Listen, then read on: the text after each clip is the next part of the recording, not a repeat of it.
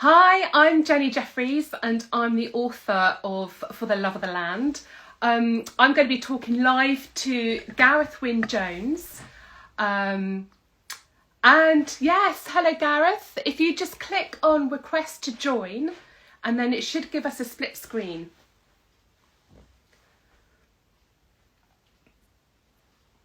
So hi Gareth, if you just click on the bottom at the bottom of your screen, the button at the bottom, there should be a label that says sent a view request.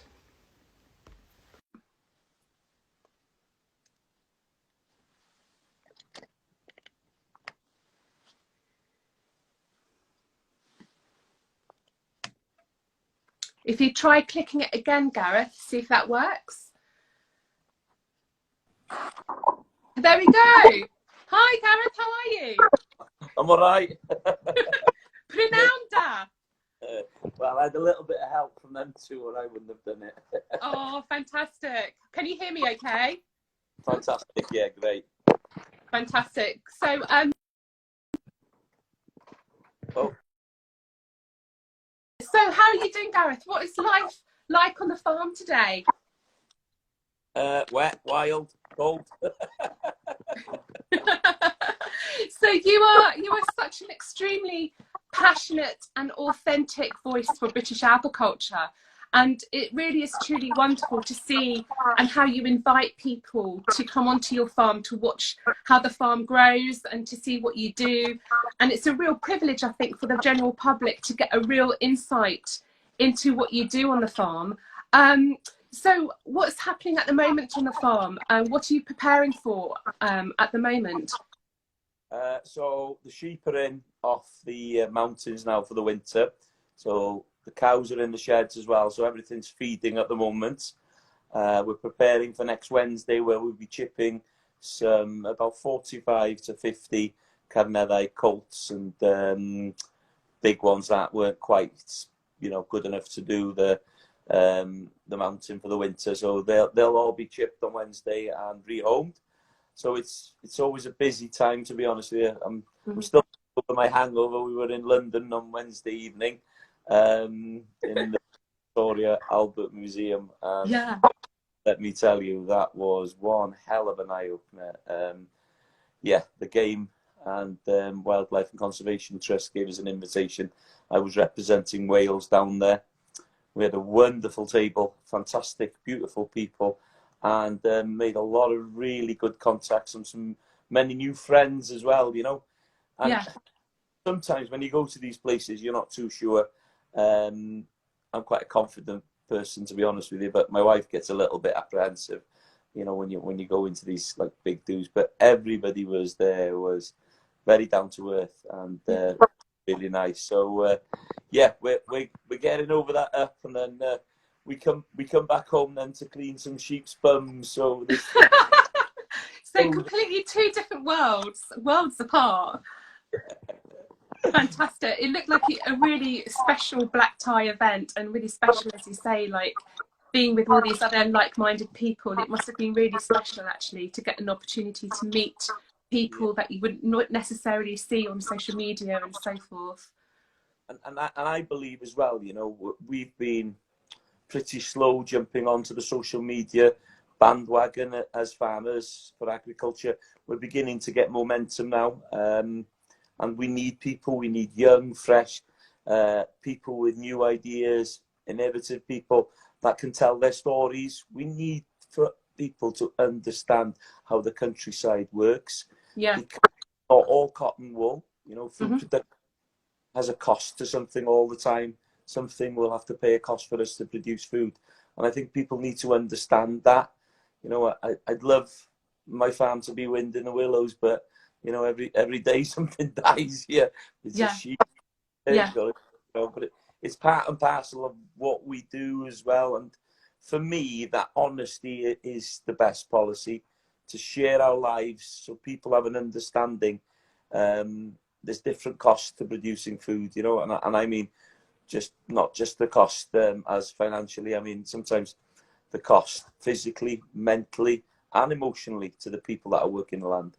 Absolutely. And I think you touched on about the circle of life and really sort of informing people, and education is so paramount and so important, and to ignite the enthusiasm in the younger generation to really come on board and to share all of our stories and where food comes from and food provenance. And I think you do an exceptional way of sharing that with everybody. I think social media is such a fantastic positive platform when it's treated with respect, and I think you do that exceptionally, and it's wonderful to see such a massive following. I think it shows that the general public are really on board with British farming now more than ever before.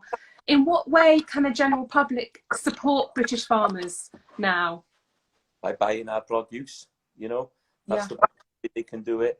And as well, supporting us with their politicians. I think we need policies within government to support what we're doing. You know, we've got quite a few farms in Wales now being sold to big multinational companies, so they're offsetting their carbon. That can't be right. That can't be right. You know, they're taking family farms away from people that can make a living, so they can plant trees, so they can carry on doing the dirty work. These are the things that we need to be heard about.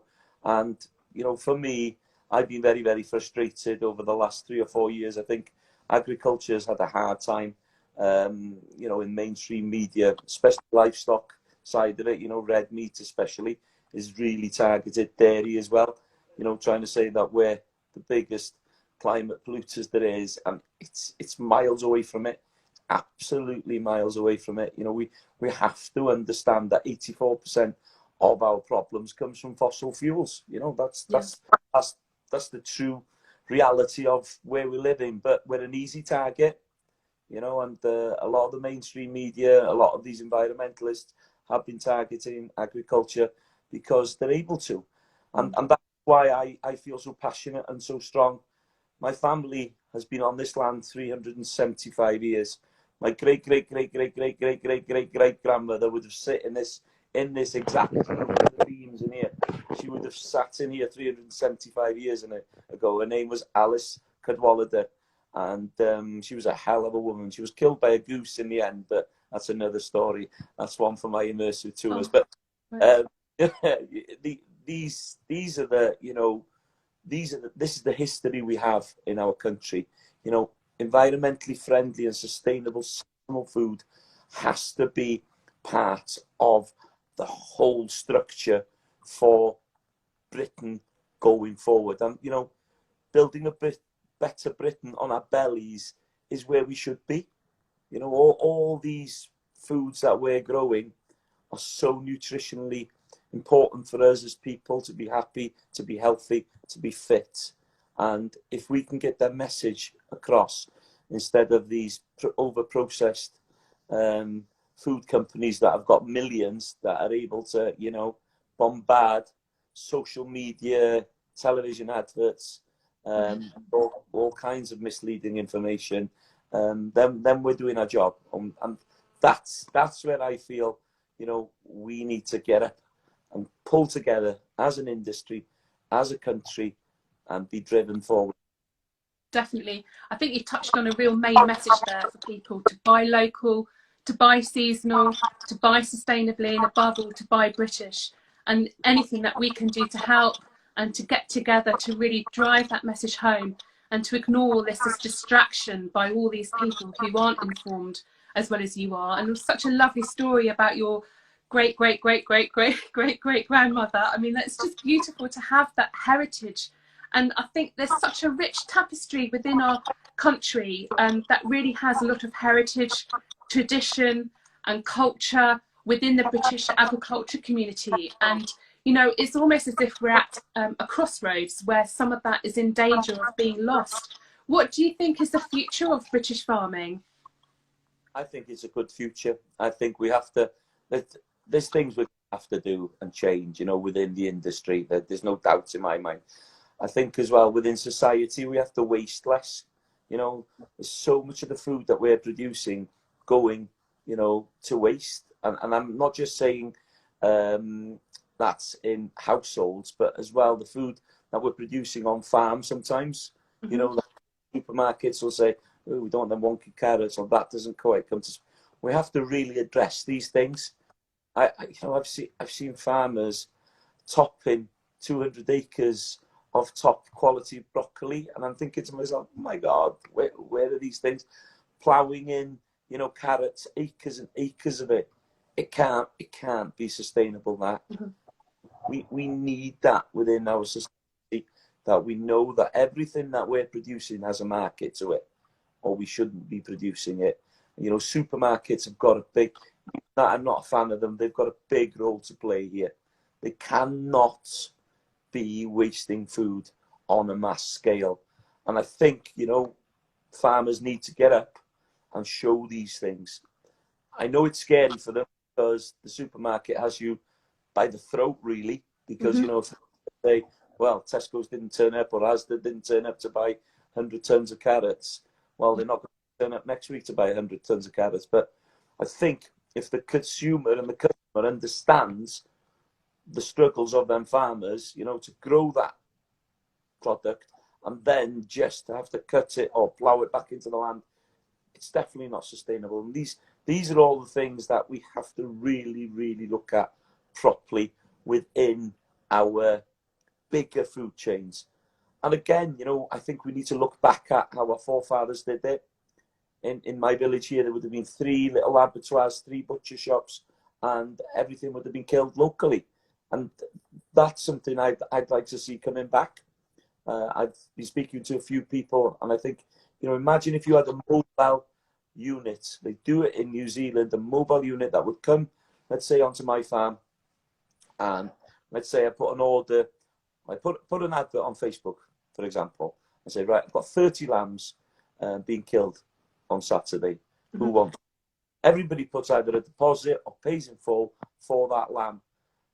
I just put it into the yard, the lorry rolls up, they're killed, they're boxed, refrigerated, however we use it, and the people pick it up in 2 days. Imagine how much less stress there is on the animal, how good that is for the environment, the less, you know, traveling we're doing.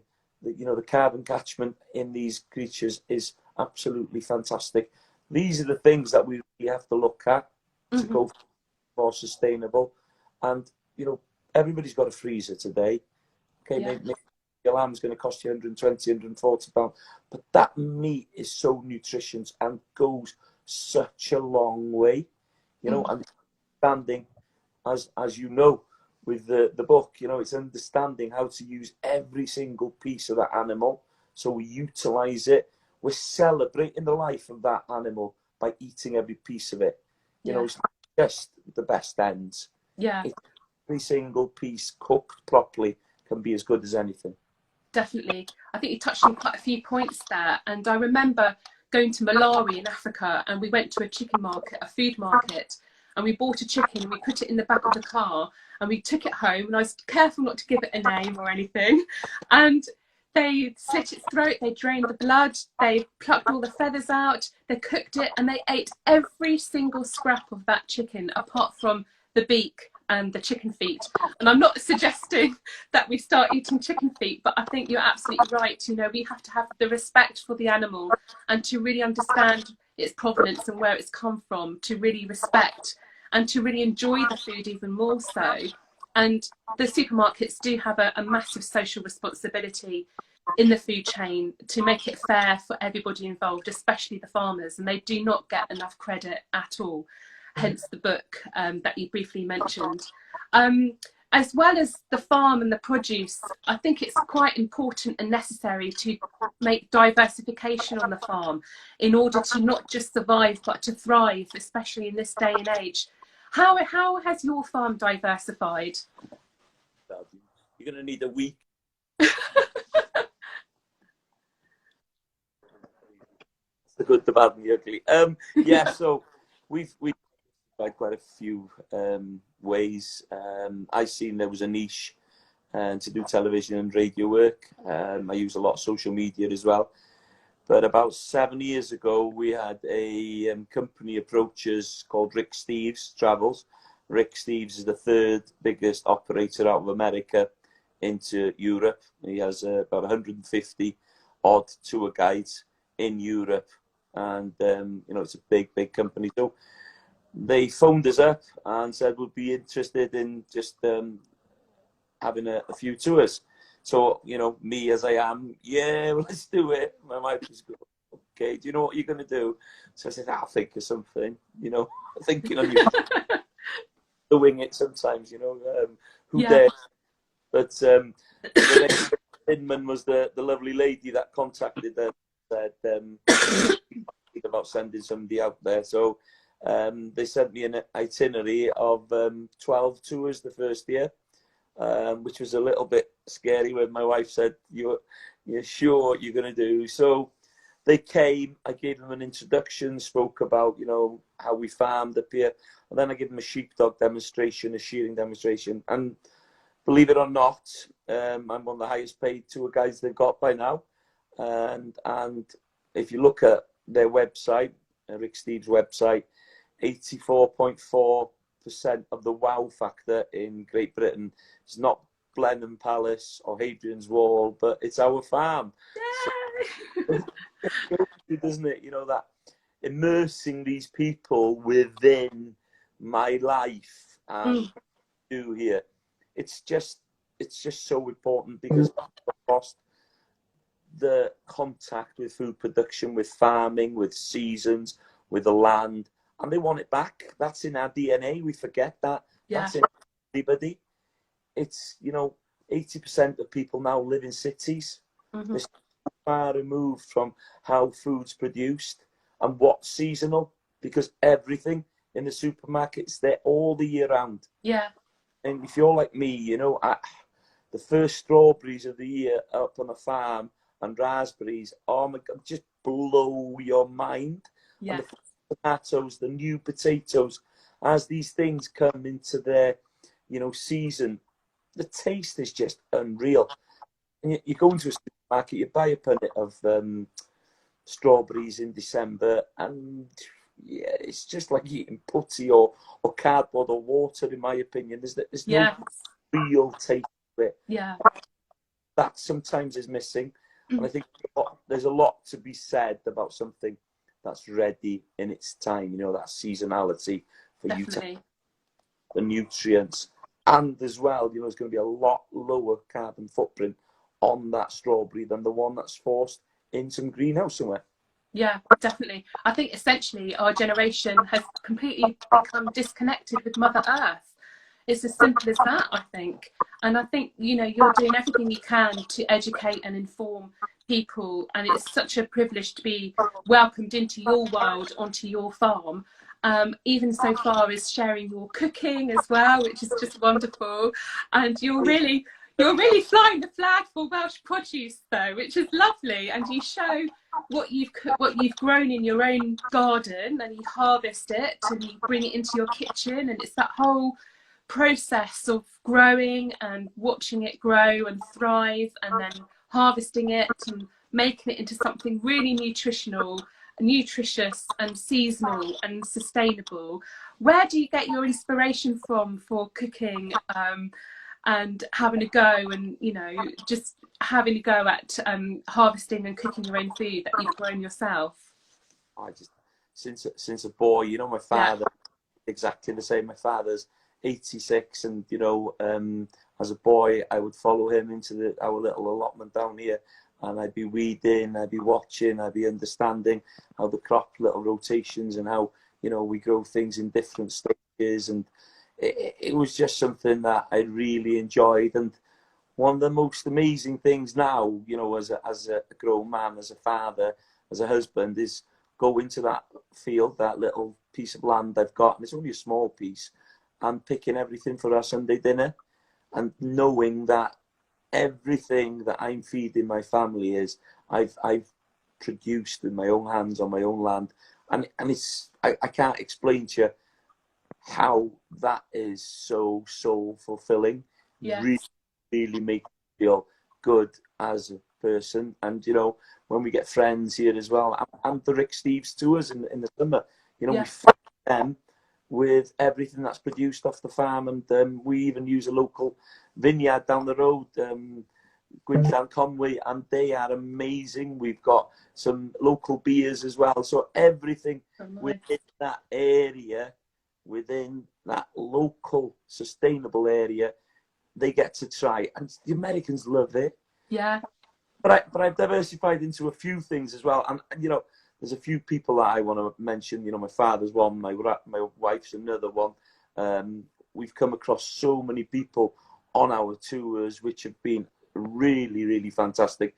But another person I'd like to mention is Zena, who does these Yeah. on here. Now, did you get your jumper? Have you had your jumper yet? Christmas 2025. Don't tell us you'll bloody kill me. No, I think it'll be ready. She's really working hard on it. This is so good. This is what we've forgotten, the skill set. Everything she's producing is handmade. You know, it's from wool from the local area. And she's just, this was for my birthday this year. And it's just so absolutely amazing as a rug. And I was so frustrated with the price we were getting for wool. Social media, you know, it was in the spring. I get a message off Zena saying she wants to keep some sheep, and she wanted to have an understanding of how to, you know, do the lambing. So I said, yeah, listen, come up and I'll show you. So she came up for 2 days and absolutely loved it. She's really very, very intelligent. She picked it up very, very quickly. But she then took that into a new level. You know, she had her own sheep and things, but she took it into a new level. You could see that there was an opportunity here, a market for this product. And, you know, she's sold these rugs and blankets, throwovers, everywhere around this country now. And, you know, she's making cushions. She made me a pair of socks that I really like. Well, they're more like slippers. But we were getting 16 pence per fleece. She's turned that around. I'm not charging her for the fleeces because, you know, it's pennies for us. But every fleece she uses, it takes another fleece off that market. And if we can have more of these little small cottage industries producing more rugs, more socks, more jumpers, more whatever it is with wool. You know, I use it on my allotment. You've seen my little growing space. I put that. I'm making a shepherd's hut at the moment for next year. So if you want to come and stay in Wales anytime in next season, 2022, I'll have a shepherd's hut which will be insulated with wool cool. Another that, you know, I'm working with because they're fantastic as well. So, you know, all this interconnection, all these hubs of people working together will make us stronger. And I think this is important. If we can interact with people, you know, Zena's bringing this Russian skill set from her country. And this is, I hate to say it, this is what we've lost here. We've got a generation of that, of our knitters and weavers and printers, you know, these people that felt and make real good products out of our wool. We need them back. And they're there if we can teach, you know, the next generation some of the skill set. So it's, you know, there's a lot to, I think, farm that people don't see on the outer circle, not just the food, you know. Leather to wool, you know, there's so much more to agriculture than just the food producing. Yeah, I think that's really interesting and really poignant that it's Black Friday today, which is just a mass consumerism campaign, which is just, in my humble opinion, and I'm sure you agree, is just insane and just completely unnecessary. And the way you've touched on these real individual independent cottage skill sets that we're almost losing a generation of is just heartbreaking. You know, we thrive off of these industries and these small businesses, and everything that we see and touch and eat and feel is just produced with so much love and with so much time and preparation and so much hardship, that it should be shared and celebrated. And I think, you know, talking about it like today gets the message out there to really support independent businesses, you're supporting not just a family but a whole generation of skill, which really needs to be supported. What's your main message to people who are joining today to listen to you speak? Is there anything else that you'd like to add? Well, do you know what? Just enjoy life every day. You know, my hashtag is living the dream, and I feel fortunate, you know, I get to do something that I enjoy every single day. And if it doesn't serve you, let it go. You have to let it go. Don't let it fester. Yeah. Very, very short. You know, we never know what's around the corner. And I came to like an epiphany moment quite a few years ago, and it was when I lost two good friends, and it made me realise that every day we're on this earth is a bonus. Yeah. We never around the corner. We never know. So enjoy it, you know, and just live life every single day. I'm not saying like it's going to be a last, but just make sure that you are enjoying it. And I know, you know, we do get tough times, we get tough days, and sometimes, you know, we all need that time out. And one of the things that I found in getting older is, and you're going to laugh now, I don't think I've told this out generally, I've been doing some meditation. Like, oh, that's wonderful. That's great. How's that going? oh yeah, it's so so I've just done a program. I can't say too much, but Yeah. it's a Welsh program, and there was a lovely lady on that, and we all hugged the tree. Okay, it sounds crazy. Okay, for a farmer to say this is going to take a lot of guts. Yeah. I didn't really get anything out of hugging the tree. I'm not going to lie. It was fun, and it was, you know, but this lady found her, you know, there was peace for her in that. So my wife does a little bit of yoga and meditation. So I sat up in the bedroom with her, and I did the first meditation off the phone, you know, just listening to a meditation. And I had a slight out-of-body experience, which is like, amazing. we'll get it on the first thing, I think. I don't know, maybe I'm just a little bit different, but it was... A bit on that. Yeah. But whatever floats your boat, and I've done it a few times now, and I tend to love the mountains. You know, that's my place. Yeah. Special place that I go quite often when, you know, you've had a bit of a crap day and things are, you know, building up on top of you, because we all get them. So I'm going there now, and I'm doing a little bit of my meditation there if the weather's, you know, okay. Yeah. And listen, I feel better for it. So it's just finding that little niche that you think is right, and not being afraid of talking about it.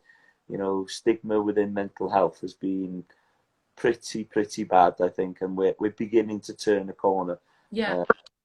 I've become an ambassador for FCN, the Farming Community Network, and you know, I've come across so many people that have struggled, but they're beginning to talk about it, and that's another big thing that we should always remember. There's someone there to listen, to talk to, and don't ever get that dark that, you know, that you want to leave this world. You know, just think about it, talk to a friend, look for your Julie, however you look for it. It's something within us all. We can all help each other on this journey of life. Healthy food, of course, is another big part of where I would tell everybody to look within themselves as well. Eat less processed rubbish, and just go for it. Just go for it. If there is a door opening for you, you're not too sure, go through it, because that's what I've done all my life. I've gone through them at 100 miles an hour, and I don't regret any of them. Maybe one, but I don't really regret it. But I should have closed the door behind me, like shutting the gates. I think it's amazing and very brave of you to share that as well. So thank you so much. And I think it's wonderful that people have their own avenue and their own journey and their own sources of connection and comfort. And I think whatever works for you is fantastic. And what an amazing organisation to be an ambassador for. I was startled and astonished to learn that every week there's one suicide within the British farming community, which is just awful. And anything that people can do to open up, to talk, to engage, to talk about your problems, to go out and have a walk every day, to eat good food, it must all help and come as a complete package, you know, to be a very sort of full, well-rounded human being. I think it's all very important. And I think, Gareth, you are definitely living the dream. Definitely. But thank you so much for joining me today. It's been really lovely to chat to you, and hope to meet you one day. And likewise, if you're ever down here, come and stay with us in South Cambridgeshire. And I hope you've recovered from your hangover from London. Yeah, you don't get much time here to recover. The cobwebs are blown off straight away on these mountains, I'll tell you. Yeah, I bet. It's nice Fantastic. to live. Yeah, nice to live two lives sometimes, that you do get a chance to see how the other half live. Yeah, definitely. Well, all best of luck to you, Gareth, and I look forward to seeing more posts on social media. And thank you for letting the whole world into your world. It means a lot. So bye for now. Thank you. Yeah. Bye.